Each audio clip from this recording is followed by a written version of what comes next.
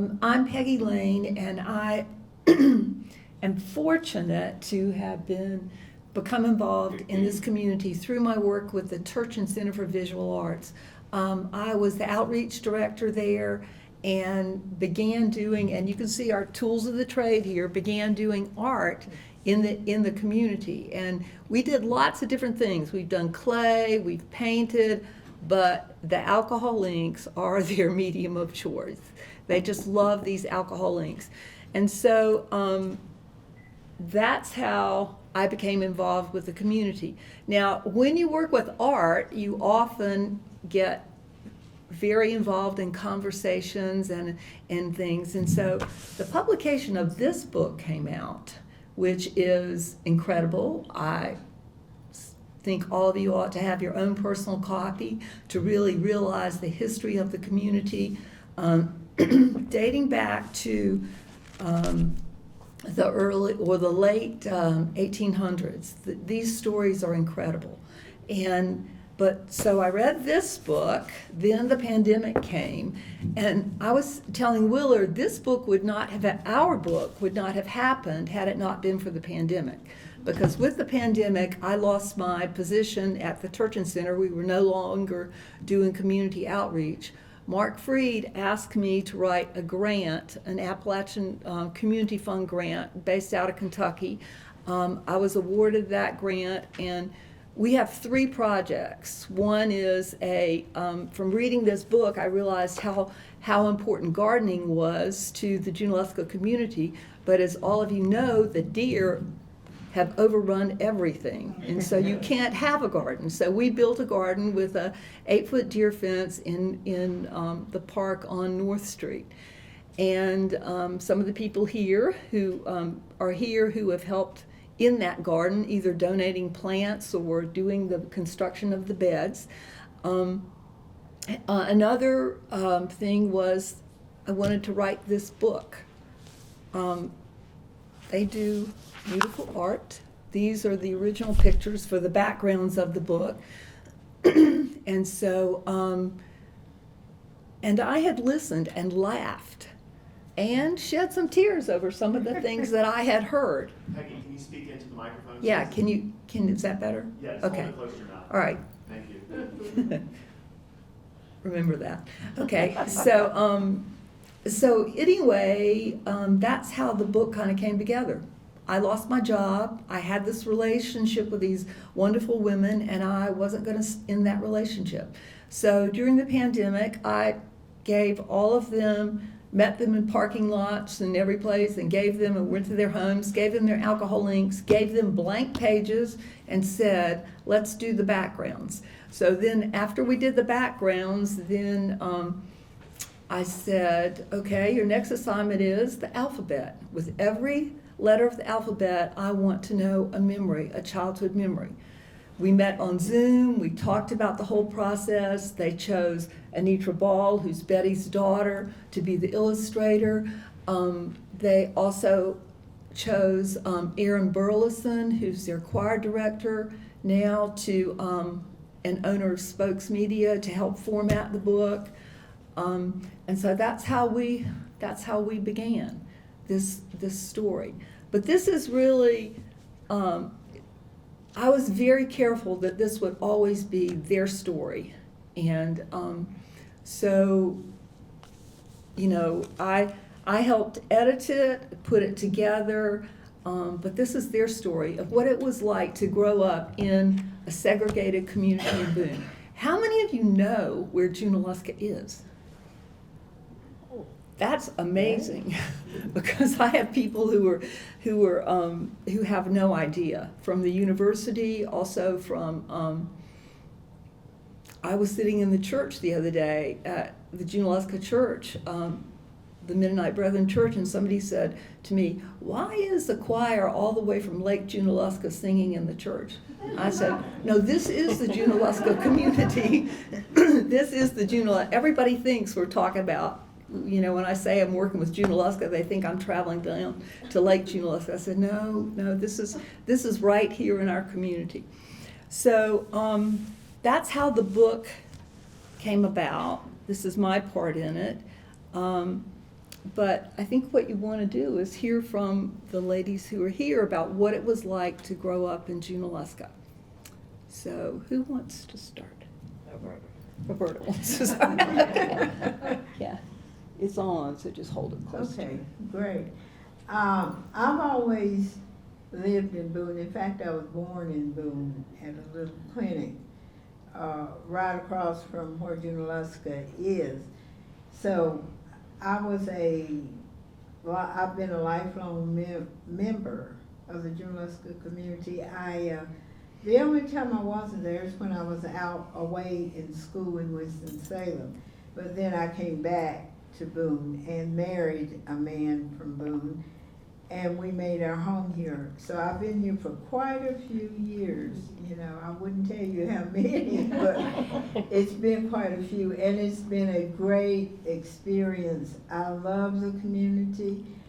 It's changed somewhat because of COVID, economic opportunities elsewhere, that kind of thing, but the community is still holding together, and I've enjoyed it.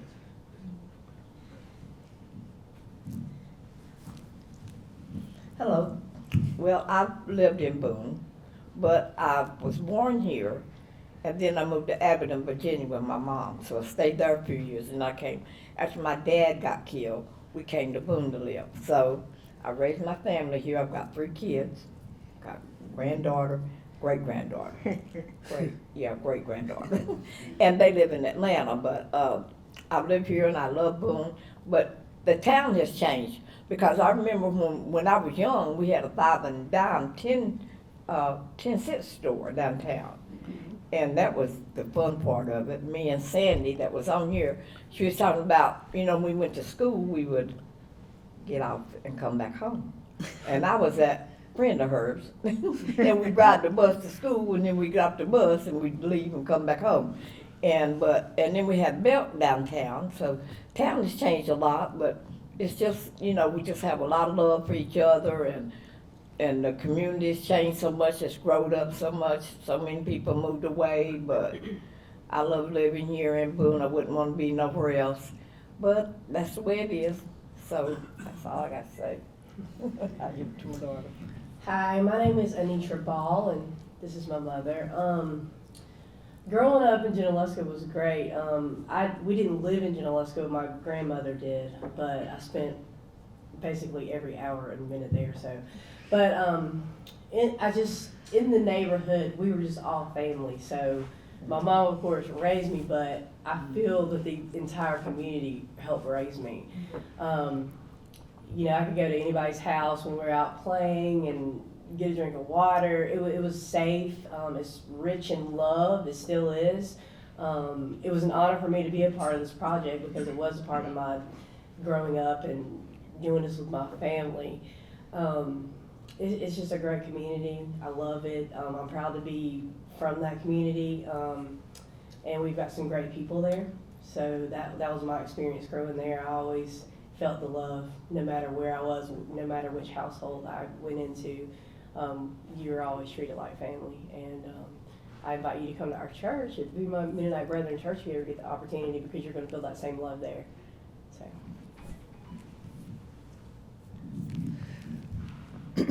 Well, we're going to talk a little bit about their educational experiences, but I'm going to give you a little background about education in the Junaluska community, a little bit about the history.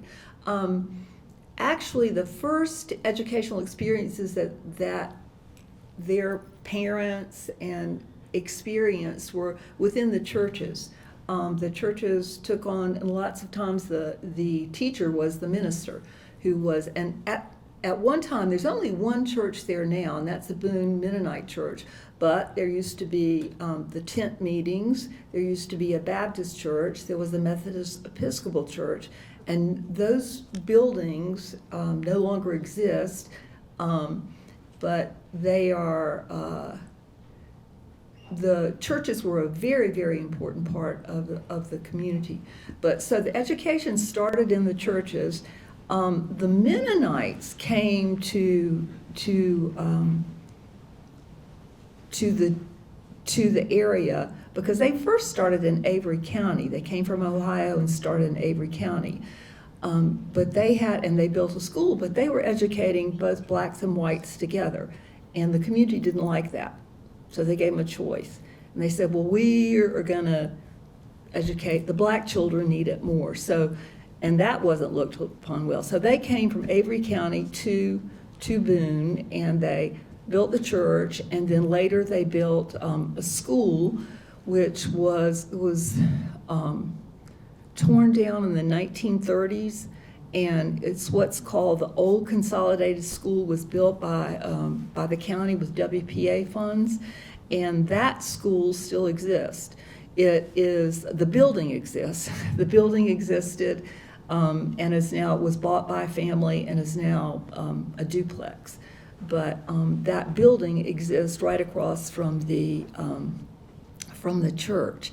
In 1959, the county decided to build it's called the New Consolidated Church. It's the New Consolidated School, and it was built. It is now the building that houses the Watauga Youth Network program, and that building still exists.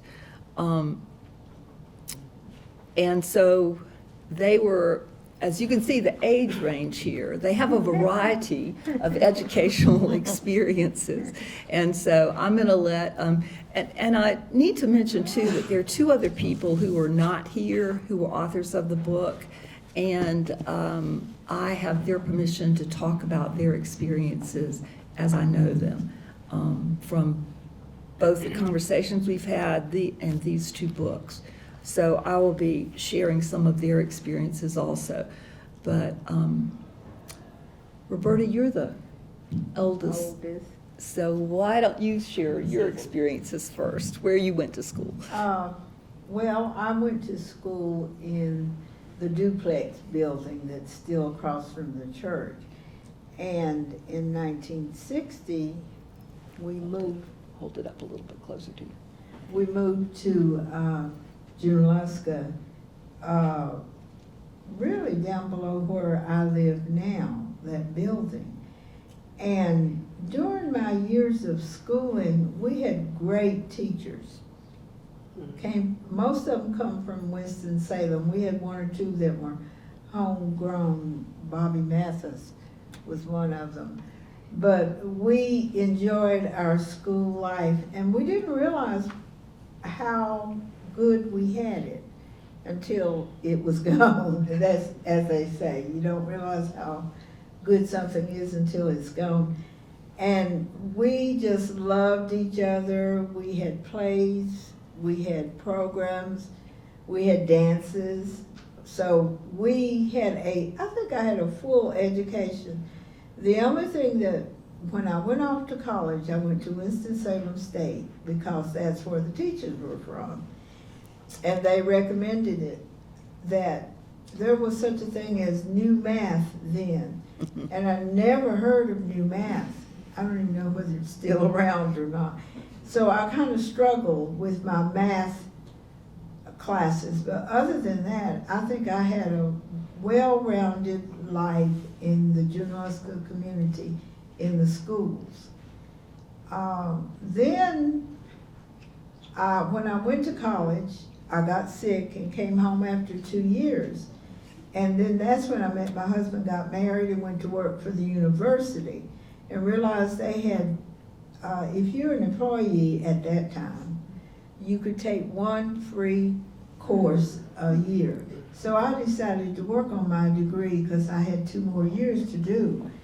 And I did that, and then I got to the place where they called me into the admissions office and asked me if I was going to be a student all my life, a professional student.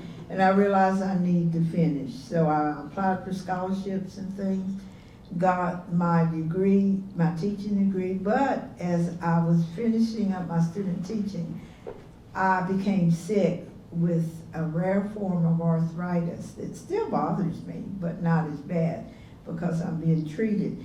And I realized I couldn't be an effective teacher like I wanted to be if I couldn't communicate or get up and move between me and my students all the time instead of sitting in a chair. So I went back to work, and when I did, that's what I did until I retired. But I feel like my education goes on every day because I learned something I've never heard of. Every day there's opportunities for people to strengthen themselves or make themselves more of a full rounded person. That's what I try to do. And I'm so grateful for Peggy because we never heard of alcohol inks until she brought them to us, and we've really enjoyed it. Thank you. Yes. Yeah, Roberta, is my memory wrong? Did you study with Alice Naylor? Yes, I I thought did. Yes, great lady, Yeah. great lady. Well, I'm gonna give you a perspective. Two of the people who are not here are Carolyn Grimes and Peggy Horton. So I'll share one of their educational stories before, and then they'll talk, and then I'll share the other one. I'm gonna tell you a little bit about Peggy Horton. Peggy Horton was not born in Junaluska. She was born out in the Vilas community. Her experience of life was very different than growing up in Junaluska. The Junaluska community was kind of it was segregated. I mean, they were safe and loved and well taken care of as long as they stayed in their community. Peggy, on the other hand, was from Vilas, and she had a very different experience in a farming community. She tells me, she said, you know, Peggy, there was no difference between black and white. They came to my home, I went to their home. I ate at their table, they ate at my table. We went to church together at Willowdale Baptist Church. It was very different. However, when they consolidated the schools, remember I told you there was the old consolidated school, which was the duplex that Roberta went to, that they bused the children, all the black children, into Junaluska. So that was her first experience of going to school. And she said it was so different. She said, but I never thought about it because the community, about why we went to separate schools. She said the community built us a shelter and the white kids were there. We were all there together. The white kids got on their bus and went to their school, and I got on my bus and went into Junaluska. And she said, as a child, I never really thought about why we got on different buses. Because as soon as we got home and took off our school clothes, we were out playing together. I never ever thought about why we were separate. But that was her experience. She is the oldest member of the group. She's in her late 80s. So, and she's not here because she's taking care of her daughter who is ill and taking her to a doctor's appointment now. So. Yeah, but when I growing up, it was different because it was, when we went to the movie, we had to go up to Appalachian. That's the name of it, wasn't it? Yeah. Okay, and we had to sit in the balcony. We couldn't sit down in the stairs. And then we had an ice cream parlor called the Tasty Freeze. Yeah. And we would walk to the Tasty Freeze. We were kids, but we couldn't go in. We'd have to stand outside and order. We wasn't allowed. And then we had a restaurant named the Gateway. Yeah, and we couldn't go in there, but we could go around to the back. You know, and then we had a Appalachian Theater. We had to sit in the balcony part.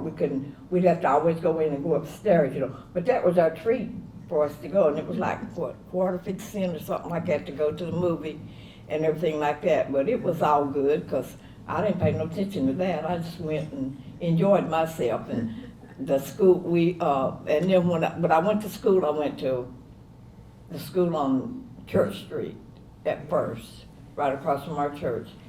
then I went to, let's see where I go. Went to the Junaluska. Yeah. Is that right? Yeah, Okay. Junaluska. Is that right? Yeah. And then, no, Yeah, then I went to the, high school. no, Oh. I went to elementary school down on campus. Uh-huh. And it was down there by the, where the library is now. That's where we went, yeah. And White then I Bear. went to the White Bear Junaluska. Hall. Huh? Whitener Hall. Yeah. Yeah. And then I went to Junaluska, and then I went to the high school. That's where I went, my life schooling, you know. But it was all good, because we got to ride the bus. That's when we was riding, because I love to ride the bus. And so that's where we went, you know. But it was just totally different than things were, you know, back in the day then. But it was all good, and I just went to school, and then I didn't go to college, but I married my husband, Don Grimes, and then I had my kids, and then, so now, but they got the opportunity that I didn't have. They got to go to school, two of my girls, Anitra and Tanya, they went to college. So, but Joey, I got one more, I got a son named Joey, and it was all good. So I enjoyed my life growing up in the neighborhood. So that's it. Of course, my experience is a little different. I attended Hardin Park Elementary School, and then I went on to Watauga High School, graduated in '94. And then I went to Lee's McRae for 2 years and decided that I needed a little break. So I took some time off. I never returned, unfortunately. I am working on that now. But I've been working at Appalachian State for the past 18 years, so I now work at Appalachian State in student affairs. So that's my experience. Question? Yes. I'm interested to hear about, you said that y'all took to the alcohol inks and you had a lot of fun with it. Can you talk about your experiences with the art before the book and then how kind of the aesthetic developed for the whole book? My experiences or Well, their Their experience? experiences, I know your experience. Okay, is there anything you want to say about that? Yeah. I will say that every one of these ladies said to me, I'm not an artist. Every one of them said, I am not an artist, and that was the first thing that we had to negotiate, that everybody had a creative spirit. And I see that Sandra is here. Sandra Black was with me at the Turchin Center, and this was the working with Junaluska was a project we did together. But she retired before I did. I just wanted to say, I'd never heard of alcohol ink, so this was a new experience for me, a learning experience. And then I realized, well, it's not like everybody else's, but it's mine. And I enjoyed being in that class. We had a great time. I love doing alcoholic inks. I couldn't do it at first, and then I started getting better and better at it. So hey, I done mine, and I give mine away. People would want mine to take home with me and Yeah. stuff like that, you know. So I enjoyed doing my alcoholic ink because I would give my kids my art. Anitra has a lot of them at work on her walls, and I've got some on my walls. So it was just a new experience when Peggy learned us how to do this. So. When Peggy said she was going to start having this class, I was excited, and also I was like, I'm not an artist, but it was fun. So I would take time like during my lunch break, come and join them and create art, and it just became really fun for me, just working with the ladies up there. So yeah, it was just a great opportunity, just spending time with them and just putting our thoughts on paper, and it turned out to be something that we didn't think it was going to turn out to be. But yeah, but it was neat. It was creative. It was ours. It was original. So yeah, that was my experience with everything. So, is there anything else? Does that answer that for you? Thank you. Okay, yeah. Does anybody else have another question? Yes? When thinking about the letters that you went through the whole alphabet, Were there any letters that you found yourself getting stuck on that you just like didn't have any real experiences with? Like Z would be hard for me. Yeah. We did have to be creative with Z and X, but there were, we found some ways to do that.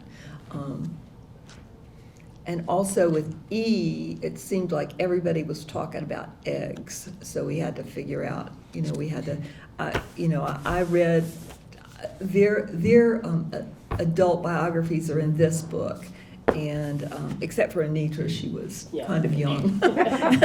and then they gave me some ideas from conversations that we had. I would make suggestions about, okay, what can we do with this letter? Everybody wanted to talk about a xylophone, and we had to come up with other things besides xylophones, and but we did it. We did it. Yeah.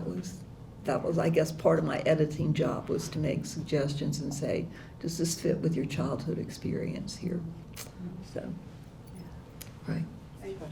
Yes, I was wondering, you were talking about the Mennonites coming to Avery County Uh-huh. and then to Boone, but so really, how did the first Black people come to Boone? I mean, do we know what year and what the circumstances were? Well, if you look at the census, they were slaves. They're the first, I think there were over 20-something that were listed as slaves. I mean, the community descends from Europeans, because there was interracial marriage, or from slaves and from Cherokee Indians. So that was, that's how they began. And the theory is that probably the area of Junaluska may have been the site of where the first slaves were housed. But the Junaluska community itself, people were able, with emancipation, were able to buy their small plot of land to build their houses. So everybody who lives in Junaluska basically lives on land that they inherited through their families from that time. But there were slaves. It's documented in the census that there were slaves owned in Boone and Watauga County. So that's how they first got here. And I think they're traced from 15 different families, is that right? Yeah, or 3 main families. There's a lot of families in the community that we had been researching, but the majority of those families come from 3 family lines. Yeah. I will say, I'm going to plug this book again, and I did bring some copies that are also for sale. This is one of the richest books. I can pick it up and reread it and just to understand the history of the community. Yes? On the cover of that book is a beautiful community quilt that hangs at the Mennonite Brethren Church. Now, did any of the folks involved with making the children's book also work on the quilt? Yes. Yes. Yeah. Yes. Yes, Yeah. we did. So Yeah. they were artists. They just didn't take on the title of artist. And if you know the choir, music is art. And if you know the choir, then that is, you have to think about that. That is their community artistry. But they do make a lot of quilts. They have in the past made a lot of quilts. And I think this is the latest art, I guess, that they have created. But, yes. Sorry we came in late. We thought it was 11:30. I was curious, and I know you told us, everybody except us, what was the genesis of the book, really quickly, this book? This book? Well, I was working, as you know, because you worked at the Turton Center, I was working at the Turton Center, was the outreach director, and lost my job during the pandemic. Mark Freed asked me to write a grant, and it was actually a very selfish way for me to keep my relationships with these wonderful people. Right, well, I meant this specific thematic. Well, considering that we did not meet at all during the pandemic, we decided over Zoom to do an ABC book about their memories, because it's something they could all do individually and give to me, and then I could put it together. So that's how that worked. But they created all these pages, and these are the original pages that are the backgrounds for the book. I did the border. I called them and I said, "What are your favorite colors?" And then I designed the border around that. So, and all the proceeds for this book go to the Mennonite Church, to the building fund. And this is, I did this illustration here to go with their dedication, which reads, "We dedicate this book to our community, which allowed us to develop deep roots and strong branches to reach to the skies." So that's how that kind of came about. Yes? You were going to do a fifth person. What? You were going to talk about a fifth Oh, yes. Carolyn Grimes.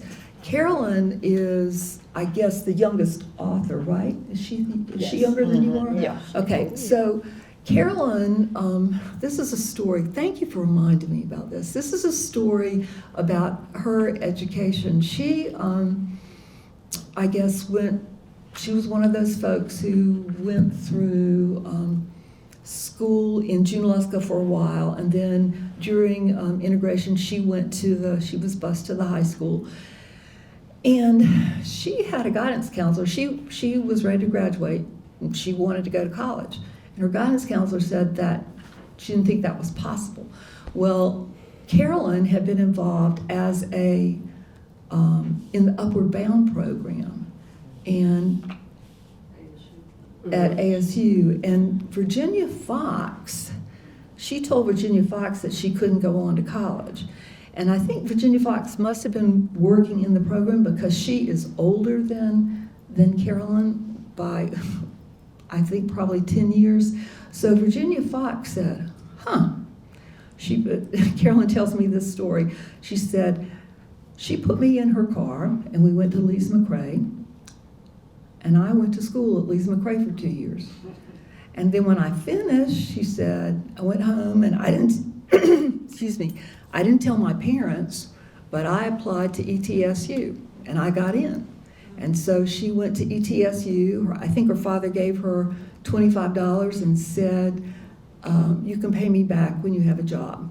And so she went to ETSU, graduated with a degree in social work, and when they wanted her to stay for her master's, and she said, no, I need to go home and work.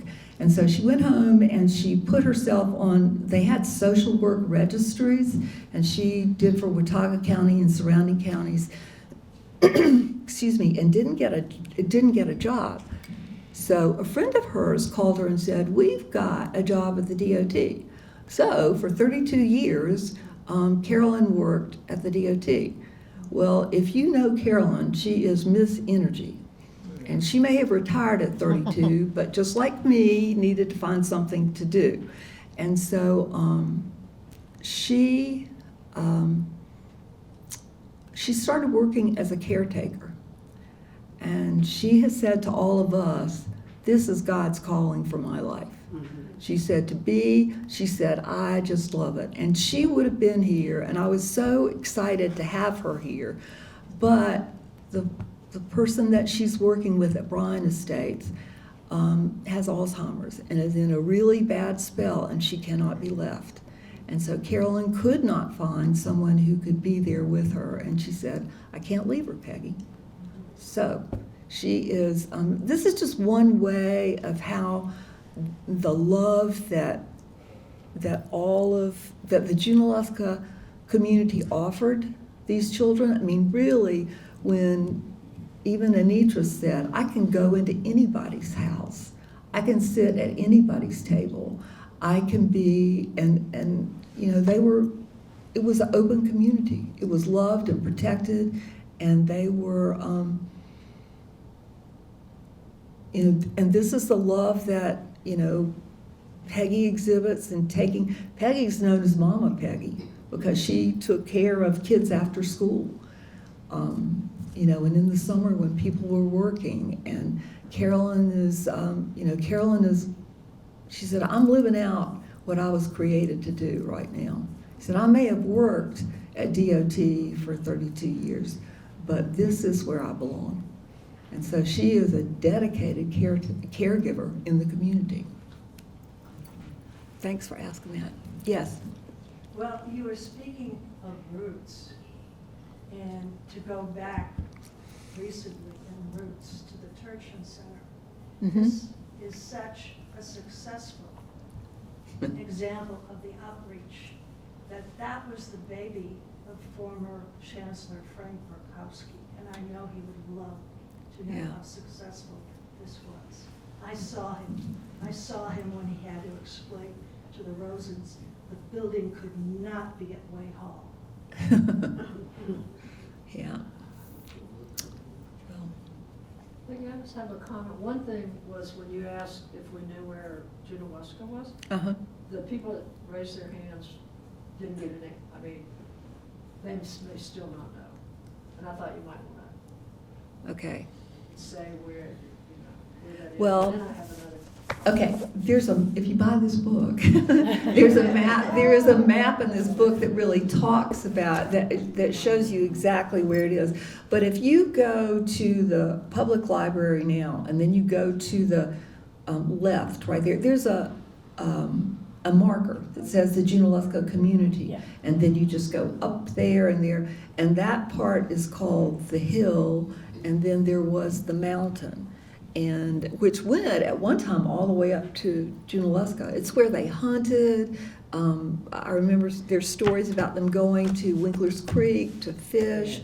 They have big fish fries there, but everything was right there. And it's only, it is a prime piece of real estate because it overlooks the town. It's within walking distance. So when one of the things that's changing the community is that people want to buy that property. But That's what my next question was about, was with the young people that are leaving, what's happening to the physical community itself. Okay, do you want to, the families still own it, but. Yeah. I call our community now old or aged community. There's not very many young people there, but like you said, last year they increased my tax property twice as much. Mm-hmm. But I realized I had to pay it to be sure to keep ownership of my land. And some people do, and then some people sell theirs, which they're, I don't have any problem with people selling their land if they don't want to, if they want the money or they're not planning on coming back. But it has made a difference in our community. There used to be people out. You see people all the time, up and down the streets and the roads, and it's not that much anymore. And then there's some properties that have old homes in them that nobody's living there, but we still call ourselves Junaluska, and we're still a community because we've got love. We love each other. Yeah. I was reading the oral history book, and I'd say, oh, is that what happened to Carolyn and Tom when they got married? I didn't know they left and come back. So Junaluska is an older community, but we still love it. The people love it. And one more thing I'd like to say before I stop talking. With both these books, I always loved history. I was always a history buff. If you haven't written your family history or know it, seek it out and put it down on paper for future generations. Because I found out things about my family I didn't know. There was things they didn't want me to know. But, people are people. If you did this or if you did that when you were young, or this happened in your family. It just did. That's what you call living.